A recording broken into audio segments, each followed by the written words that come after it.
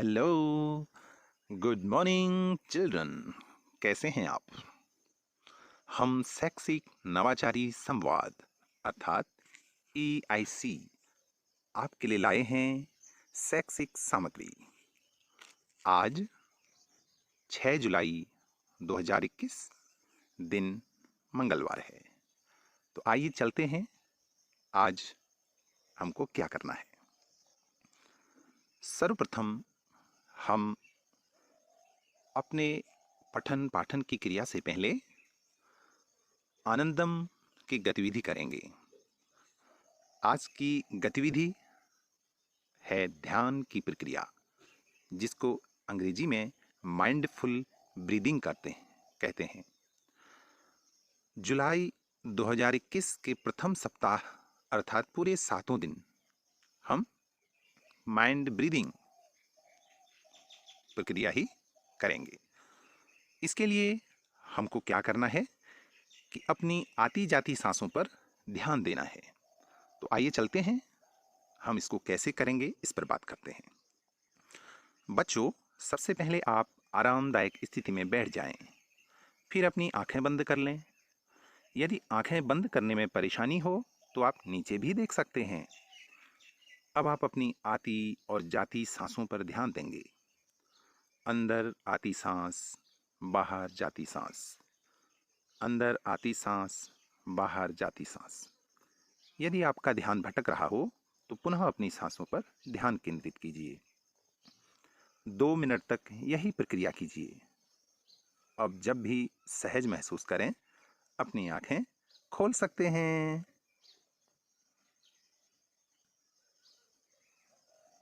इसके बाद हम चलते हैं अगली वर्कशीट की ओर।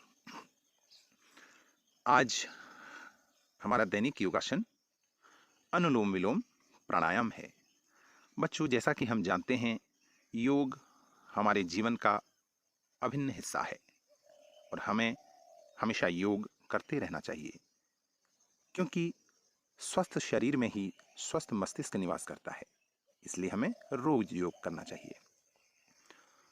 तो योगासन करने के लिए आप अपनी रीढ़ की हड्डी को सीधा और कंधों को ढीला छोड़कर आराम से बैठें।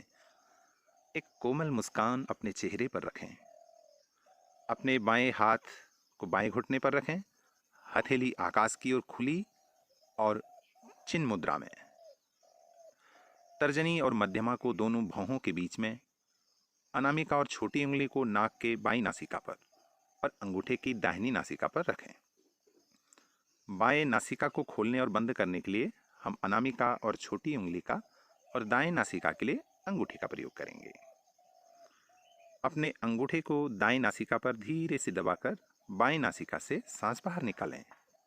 अब बाएं नासिका से सांस लीजिए और उसके बाद बाएं नासिका को अनामिका और छोटी उंगली के साथ धीरे से दबाएं। दाहिने अंगूठे को दाएं नासिका से खोलकर दाएं नासिका से सांस बाहर निकालें। दाएं नासिका से सांस लीजिए और बाईं ओर से सांस छोड़िए। अब आपने अनुलोम विलोम प्राणायाम का एक दौर पूरा कर लिया। इसी प्रकार आप 9 बार यह योगासन कीजिएगा। अब चलते हैं हम अगली वर्कशीट पर। हेलो बच्चों, आज हम लाए हैं आपके लिए नैतिक शिक्षा में एक बहुत ही सीख देने वाली कहानी, जिसका नाम है जू और खटमल की कहानी। आप इस कहानी को ध्यान पूर्वक पढ़िएगा और इस कहानी से हमको सीखने को मिलेगा कि किसी भी धूर्त व्यक्ति को अपने घर में आश्रय नहीं देना चाहिए। ठीक है? और इस कहानी को पढ़कर आप अपने घर में जरूर सुनाइएगा और हाँ, अपने गुरुजनों को भी यह जरूर भेजिएगा। इसके बाद सभी बच्चों के लिए आज व्याकरण, हिंदी व्याकरण में आज जो संबोध है वो है विशेषण। विशेषण अर्थात संज्ञा या सर्वनाम की जहाँ विशेषता बताई जाती है वो शब्द विशेषण कहते हैं। ठीक है? तो यहाँ पर विशेषण की परिभाषा और विशेषी की परिभाषा दी गई है। तो आप इसको ध्यानपूर्वक पढ़कर विशेषण को समझेंगे। और हाँ, अंत में 4 प्रश्न दिए गए हैं। इन वाक्यों में से आप विशेषण शब्द जरूर छांटेंगे। प्यारे बच्चों, आज हम प्राथमिक कक्षा और जूनियर कक्षा के लिए लाए हैं गणित विषय।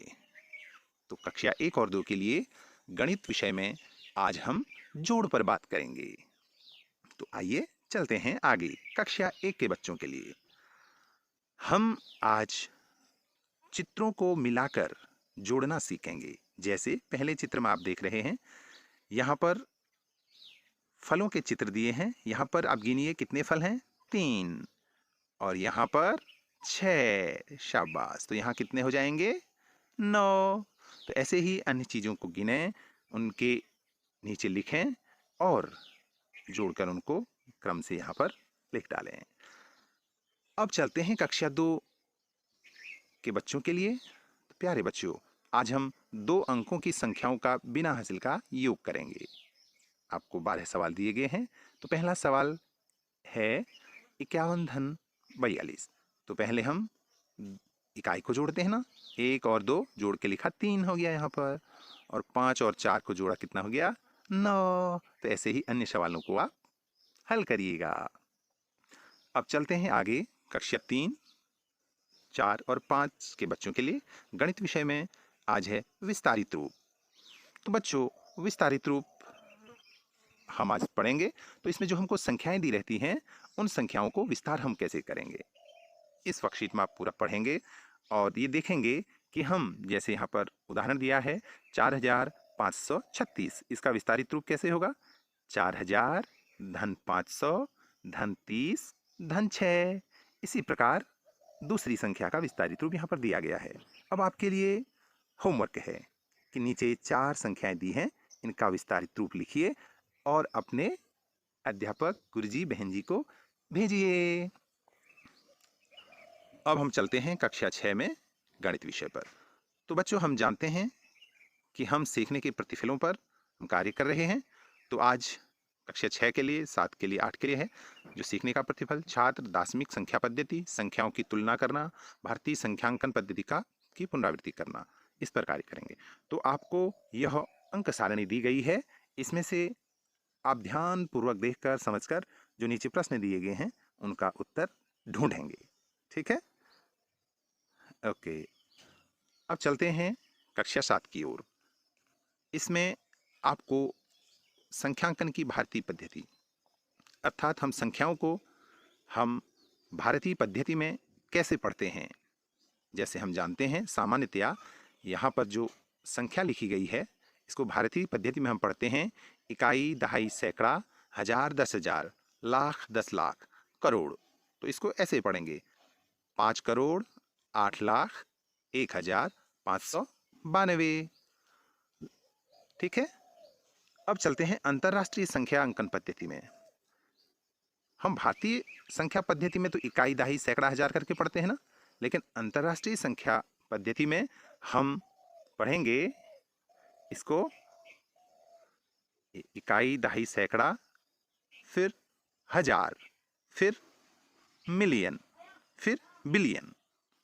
अब देखो, मैं इसको आपको पढ़ के बताता हूं। जैसे इसको पढ़ेंगे 50 मिलियन 801,000 592। ठीक है ना? एक बार और, इसमें इकाई, दहाई, सैकड़ा, हजार, 10,000, लाख, इसके बजाय हम इसको इकाई, दहाई, सैकड़ा, फिर हजार, फिर मिलियन, फिर बिलियन, फिर ट्रिलियन, इस तरह से पढ़ते हैं। तो इसको पढ़ेंगे, आप देखिए जो यह संख्या है इसको हम पढ़ेंगे 50 बिलियन 801,592। तो आया ना बच्चों समझ में? तो कक्षा 7 के लिए यह था। अब कक्षा 8 के लिए दार्शनिक संख्या पद्धति आपको 10 अंकों को समेटे हुए है, पर आधारित है, जिसका जन्म भारत में हुआ है। अब इसमें, इस वर्कशीट में आपको प्राकृतिक संख्याएं, पूर्ण संख्याएं, पूर्णांक संख्याएं, परिमेय संख्याएं, इन पर सीखना होगा। और इस वर्कशीट को पूरा पढ़ने के बाद आप जो अभ्यास प्रश्न हैं इनको जरूर हल करके अपने गुरुजी, बहन जी को जरूर भेजिएगा।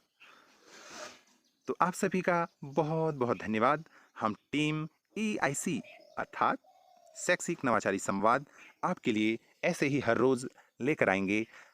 हर विषय में नई वर्कशीट 1 से 8 तक। आपका बहुत बहुत धन्यवाद। और जाते जाते आप सभी गुरुजनों से मेरा निवेदन है, सभी अभिभावकों से निवेदन है कि बच्चों की मदद जरूर करें। और बच्चों, आप खुशी खुशी काम करें। आपका दिन मंगलमय हो। बहुत बहुत धन्यवाद।